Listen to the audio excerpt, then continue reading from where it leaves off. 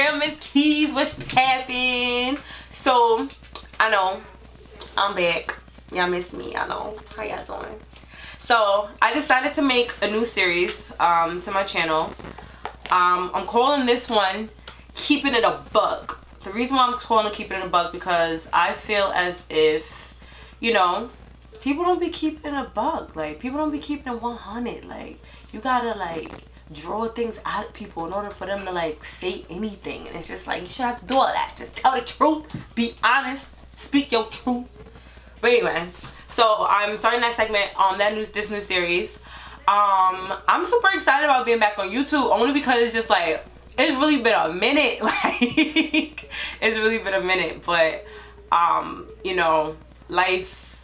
We'll get into that. We'll get into that part. We'll talk about that later. But yeah, so the topic today on Keeping It A Buck is basically about men and their mental health and their lack of communication. Like, am I the only one that's like where's the things don't make sense, you know what I'm saying? It's like, okay. So I've had like a couple friends that I've talked to recently, male friends I've talked to, guy that I was dealing with, whatever the case may be.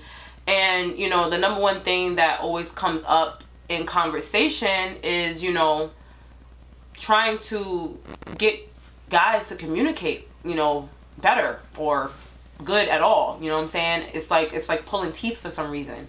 And for me, I feel as if, like, you know, I thought it was because, you know, perhaps they just, you know, guys are more so about just doing things and not really talking. You know, we're about the emotions and all other kind of stuff. But it's like, nah, like, people need to talk. And that's how we are able to, like, you know, thoroughly have relationships with people. And that kind of boiled down to, when talking to a lot of my friends, is it has a lot to do with just how they view themselves and just their own mental health. I'm finding that, you know, a lot of men don't take, you know, the opportunities to, you know, go to get therapy or go in, you know, basically like just talk to even their friends, their families. Like, they don't have outlets.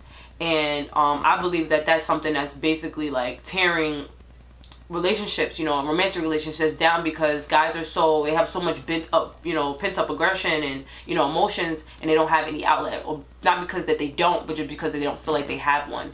And I was speaking to like two of my friends that brought up the fact of just how talking has been complicated for them in their relationships. And, you know, positive and healthy communication has been hard for them because of their relationships with their moms.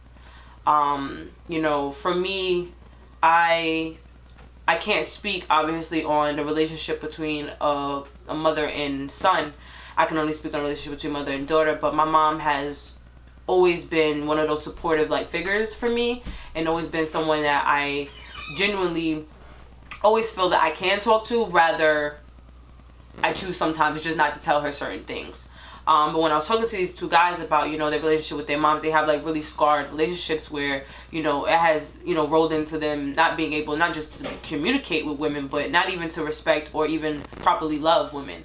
And at this point, you know, I don't know, you know, what age demographic is watching this or whatever case may be, but, you know, being in, you know, your 20s at this point, early 20s, even to late 20s, in our early 30s even, like, you know, people that just, guys that just have not dealt with their traumas and there's, you know, their problems.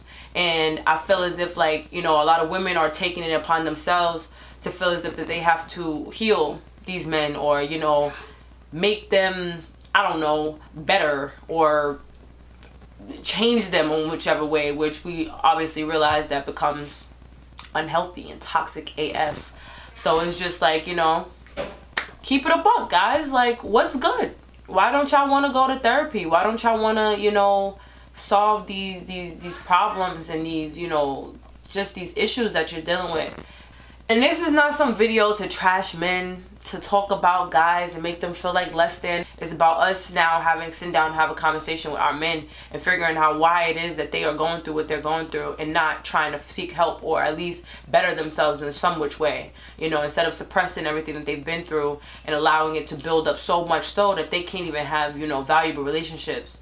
And it's not just stemming into romantic relationships, it's relationships with their friends. Like I said, going back to accountability, like, I have a whole bunch of guy friends. I've always had a whole bunch of guy friends, and the number one thing that I always realized with me being around them is that if I did not ask the questions, they wouldn't. Like, how you even feel about that, bro? Like, what does that even make you, like, why you even do that? Like, why are you even saying that? Like, why do you act like that? The whys, the hows, the wheres, the whens, those questions that just don't come up in conversations with guys amongst their friends. And then because men are now forced to feel like, being put in this, society of feeling like they have to be these dominant figures that are supposed to support their families. So they can't even go home to their families and talk to them about stuff. You know what I'm saying? So I feel as if that it's more beneficial to sit down and actually want to have a conversation to your man if you're in a relationship, or to your friend, and that be if you're a female with a guy friend, or if you're a man to man relationship as friends. You know what I'm saying? Like, have these conversations of figuring out, like, bro, like, why do you keep going back to her and she's mad toxic and y'all just don't work? Or bro, like, why do you keep saying, like, mad, like, rapey shit and thinking that's okay? Like, why do you keep catcalling every girl that passed by? Or, like, just random stuff like that. Like, don't get me wrong, there's a lot of things that I don't understand about being a man, because obviously I ain't one.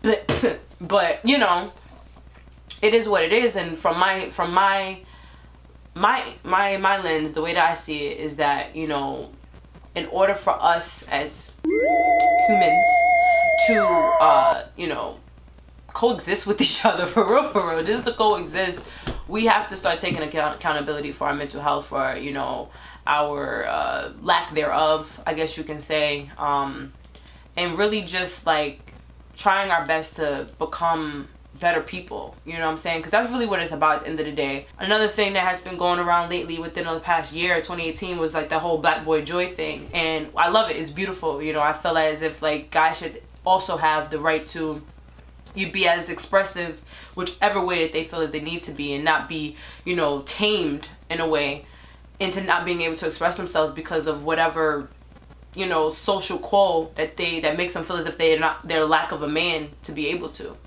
At the end of the day, I do have my own thoughts about, what, I guess, how can I say, I guess just the level, or just like the way that guys are supposed to go about themselves. But that's me. I'm a woman. I've also been taught and raised in this patriarchy to believe that, men are supposed to be this or be that, and it's just not the case. I'm unlearning myself. A lot of guys I'll be talking to, and they be like, yo, like, Key, like, I'm still waiting on this to happen for me, or this to happen for me. And it's just like, well, yeah, because you haven't dealt with a lot of things that happened to you about 6 years ago. So how do you expect to grow, to evolve, to become better?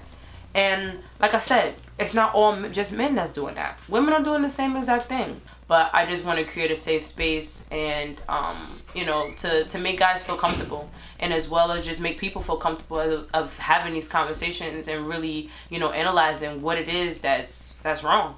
So thank you for coming to my TED Talk. But I love you guys. Keys out. First episode of, oh wow, how did I forget what I was about to say? Keepin It A Buck. First